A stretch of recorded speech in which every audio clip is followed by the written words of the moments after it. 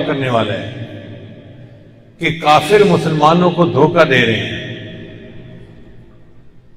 انہوں نے یہ پٹی پڑھانی شروع کر دی کہ تم مسجدوں کو اور مدرسوں کو بند کر دو. کتنی بیوقوفی کی بات ہے. مسجدوں کے آباد ہونے سے بلائیں ٹلتی ہیں، قرآن کی تعلیم سے بلائیں ٹلتی ہیں. تو جن سے بلائیں ٹلنی تھیں کافر کہتے ہیں کہ ان بتوں کو تالا لگا دو، بند کر دو. اس کو یوں سمجھیں کہ کسی ملک کے اوپر جنگ کا خطرہ ہو اور دشمن مشورہ دے جی کہ چھاونیاں بند کر دو، تو بچہ بھی مسکرا کے کہے گا جناب ہمیں بیوقوف مت بناؤ، ہم چھاونیاں بند کر دیں گے تو ہم دشمنوں کا مقابلہ کیسے کر سکیں گے. ہمیں کہتے ہیں جی مسجدیں بند کر دیں، مدرسے بند کر دیں. بھئی مسجدوں اور مدرسوں سے تو عذاب ٹلتے تھے. حدیث مبارکہ میں ہے اللہ تعالیٰ کسی بستی پر عذاب کا ارادہ فرماتے ہیں، مگر اس بستی میں کوئی مؤذن اللہ اکبر کی اذان کی آواز بلند کرتا ہے تو اللہ اکبر کا نام سن کے اللہ عذاب کو مؤخر فرما دیتے ہیں. اور بعض حدیث میں ہے کہ اللہ کسی بستی پر عذاب کا ارادہ فرماتے ہیں، اس بستی کا ایک معصوم بچہ قرآن پاک پڑھتا ہے الحمدللہ رب العالمین، اس کی یہ آیت کا پڑھنا اللہ کو اتنا پسند آتا ہے اللہ عذاب کو اس بستی سے ٹال دیتے ہیں. تو جن وجوہات سے عذاب ٹلنا تھا کہتے ہیں جی کہ آپ ان کو بند کر دیں، ان مراکز کو بند کر دیں. بھئی ہم اتنے بھی بیوقوف نہیں ہیں کہ ہم ان رحمت والی جگہوں کو بند کر دیں، نمازیں پڑھنا چھوڑ دیں، تلاوت کرنا چھوڑ دیں.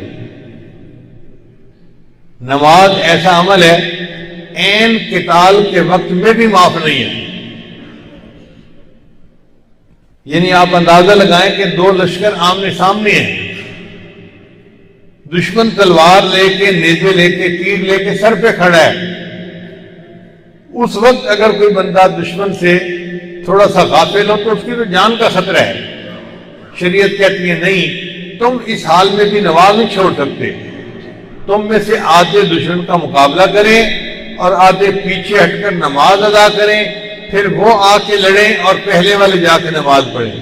جب عین حالت جنگ میں بھی نماز پڑھنا معاف نہیں ہے تو پھر کوئی بندہ یہ کیسے کہہ سکتا ہے جی کہ وائرس کا ڈر ہے مسجد نہیں جائیں گے.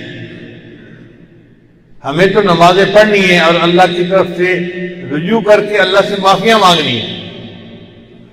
یہ ذہن میں رکھنا کہ یہ بیماریاں اللہ کی طرف سے آتی ہیں. اللہ چاہیں گے تو بیماری کو ختم کر دیں گے اور اگر نہیں چاہیں گے تو یہ بیماریاں ختم نہیں ہو سکتی. چنانچہ حضرت عمر رضی اللہ عنہ کے زمانے میں جب 50 ہجری میں مصر کے اندر وبا پھیلی تو ان لوگوں نے اجتماعی توبہ کی.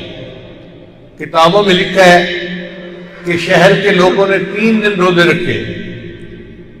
شہر کے لوگوں نے، مرد عورتوں نے 3 دن روزے رکھے اور تیسرا دن جمعہ کا دن تھا تو شہر سے باہر نکل کے انہوں نے اللہ کے سامنے اللہ توبہ کی، معافی مانگی، اللہ نے اس وبا کو ختم کر دیا.